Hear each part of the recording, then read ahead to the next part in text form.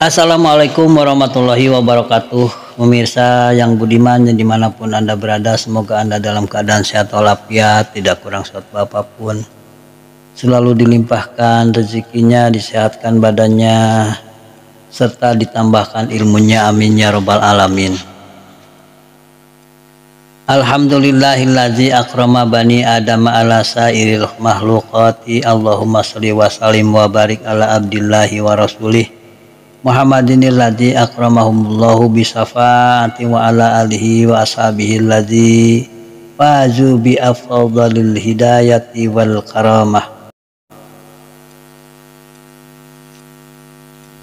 Segala puji bagi Allah yang telah memuliakan anak cucu Adam dari makhluk-makhluk yang lain. Salawat dan salam serta keberkahan semoga tercurah kepada hamba utusan Allah Muhammad sallallahu alaihi wasallam yang telah dimuliakan Allah dengan syafaat, dan kepada keluarganya serta para sahabatnya yang mendapatkan kemenangan dan dengan hidayah dan kemuliaan yang paling utama.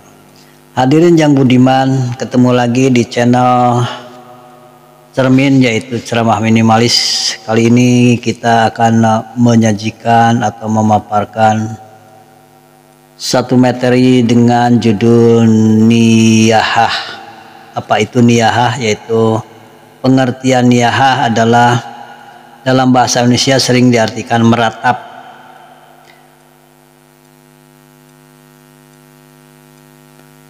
Meratap yang dimaksud di sini bukan hanya sekedar menangis dan bersedih, akan tetapi lebih dari itu, niyahah biasanya berupa tindakan-tindakan yang berlebihan dalam menampakkan kesedihan, misalnya menangis sambil menjambak-jambak rambut, memukul-mukul kepala sendiri, dan bergulung-gulung sambil berteriak dan menjerit-jerit. Ada satu perasaan yang mendasari mengapa seseorang bertindak seperti itu, yakni ia tidak bisa menerima kenyataan bahwa ia harus berpisah dengan seorang yang dicintainya. Pada zaman jahiliyah, niyahah bisa juga berupa sandiwara. Seseorang menyewa orang lain untuk menangis sejadi-jadinya atas kematian keluarganya. Hal ini dilakukan agar orang lain menyangka bahwa yang meninggal bukanlah orang sembarangan. Niyahah dalam pengertian seperti inilah sangat dilarang oleh agama. Niyahah juga bisa dalam bentuk lain. Imam An-Nawawi berkata, sungguh mereka meratapi mayit dengan cara menyebut-nyebut jasa-jasa dan kebaikan-kebaikan si mayit yang menurut anggapan mereka semua itu adalah kebaikan, padahal apa yang dilakukan si mayit semasa hidup merupakan hal yang buruk dan melanggar aturan syariat. Hal seperti inilah yang menyebabkan si mayit disiksa karenanya.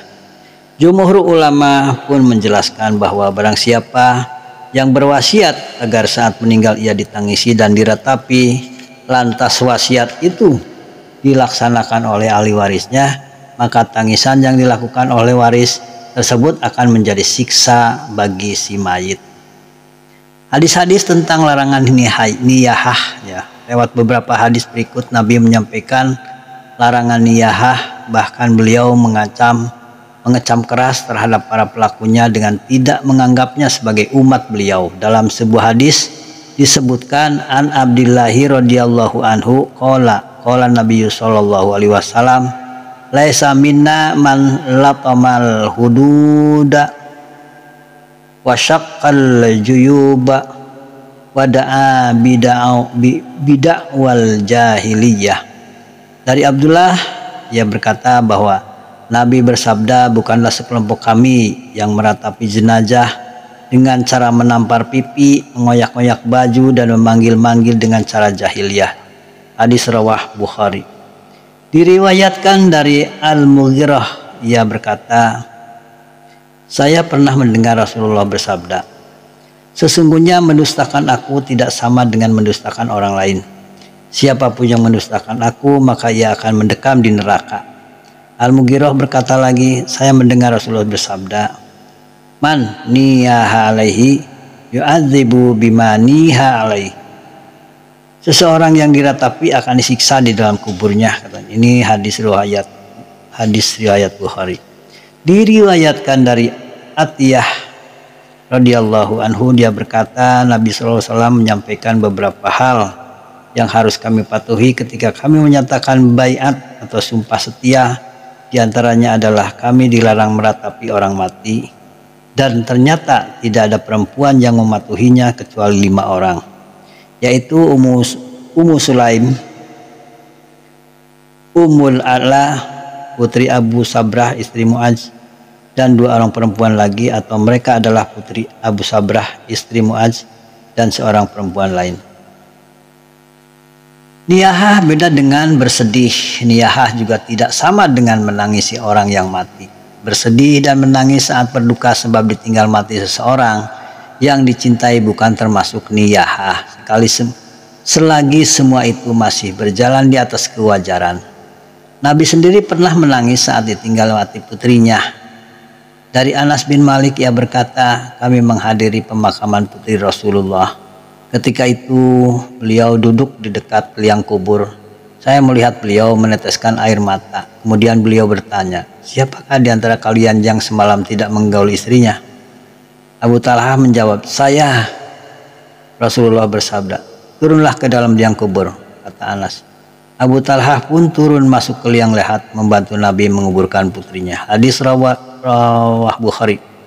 Diriwayatkan dari Abdullah bin Umar radhiyallahu, dia berkata, Sa'ad bin Ubadah sedang sakit, kemudian Nabi SAW menjenguknya bersama dengan Abdurrahman bin Auf, Sa'ad bin Abi Waqqas, dan Abdullah bin Mas'ud. Ketika Rasulullah SAW menemui Sa'ad bin Ubadah, dia dikelilingi oleh anggota keluarganya. Rasulullah SAW bertanya, apakah dia sudah meninggal? Mereka menjawab, belum ya Rasulullah. Rasulullah SAW lalu menangis. Ketika orang-orang melihat beliau, mereka juga turut menangis. Kemudian Rasulullah SAW bersabda, sesungguhnya Allah tidak mengazab karena linangan air mata atau karena hati yang duka, akan tetapi Allah mengazab kalau memberi rahmat. Karena ini beliau menunjuk lidahnya, dan sesungguhnya orang yang meninggal itu disiksa karena ditangisi keluarganya.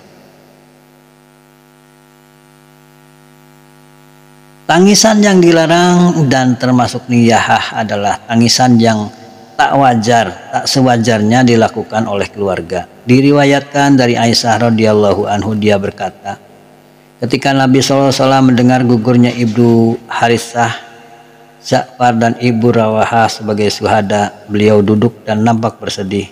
Ketika itu saya melihat beliau dari celah pintu, kemudian beliau ditemui oleh seorang laki-laki yang melaporkan istri-istri Ja'far. Maka beliau menyuruh laki-laki tersebut untuk melarang para istri Ja'far menangis. Lelaki itu pergi melaksanakan perintah Nabi. Kemudian dia datang lagi untuk melaporkan kepada beliau bahwa mereka istri-istri Ja'far tidak mau berhenti menangis. Nabi kemudian menyuruh laki-laki itu untuk melarang mereka menangis. Setelah pergi, lelaki itu kemudian menemui Nabi lagi. Kata laki-laki itu, ya Rasulullah, demi Allah, mereka tetap saja menangis tanpa mau menghiraukan kata-kata kita, kata Aisyah. Rasulullah selalu bersabda, sambutlah mulut mereka dengan tanah. Sumbatlah mulut mereka dengan tanah. Ya. Sekali lagi, niyahah bukan hanya sekedar bersedih, tapi lantaran seseorang yang dekat dengan kita telah tiada. Namun lebih dari itu, niyahah adalah sebuah sikap yang seperti tidak bisa menerima kenyataan. Niyahah adalah sebuah mental di mana seseorang tidak bisa menerima musibah sebagai cobaan, dan sikap ini diwujudkan dalam bentuk tindakan-tindakan gila yang tak wajar, seperti menampar-nampar pipi, merobek-robek baju, atau menjambak-jambak rambut, bergulung-gulungan dan sebagainya. Karena niyahah berangkat dari sikap tidak bisa menerima musibah dari Tuhan, maka dengan demikian niyahah sama dengan sikap tidak bisa menerima keputusan Tuhan. Ini artinya pelaku niyahah adalah mereka-mereka yang tidak mau menerima takdir Tuhan. Berdasarkan dari kenyataan seperti ini, maka Nabi sendiri sulit rasanya bisa mengakui orang-orang yang demikian sebagai umatnya. Masalahnya adalah mereka ini bukan seorang mukmin yang sejati. Bahkan bisa dikatakan sebagai orang-orang imannya yang masih diragukan. Dalam hadis yang lain, Nabi juga mengungkapkan kekecewaan beliau terhadap orang-orang yang tidak mau menerima musibah Allah ini sebagai cobaan. Laisa bimu'minin mustaqbilil imani malam ya'uddal balaya nikmatan warroha musibah. Bukanlah seorang mukmin yang sempurna imannya, yaitu orang-orang yang tidak menganggap musibah sebagai nikmat dan kemakmuran sebagai musibah. Hadis riwayat Tabrani. Demikian seputar niyahah. Mudah-mudahan kita lebih paham dan memahami, lebih menambah wawasan, menambah ilmu keagamaan. Semoga bermanfaat bagi saya sendiri, umumnya bagi para pendengar semuanya. Wassalamualaikum warahmatullahi wabarakatuh.